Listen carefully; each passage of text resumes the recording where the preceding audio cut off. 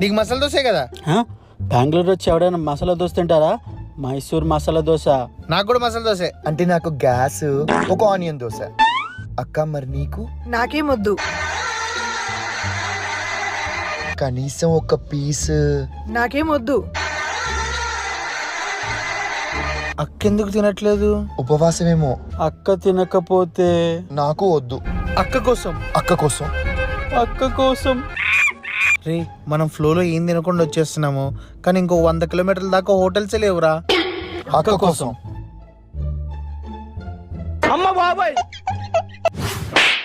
తిన్నాను కదక్క. అంటే నిన్నటితో శ్రావణ మాసం అయిపోయింది. నాన్ వెజ్ తిని 1.5 month అవుతుంది. అందుకే నా ఒక్కదానికి బిర్యానీ తెచ్చుకున్నా. ఫుల్ ఆకలేస్తుంది, మనం కూడా తిందాం పండి.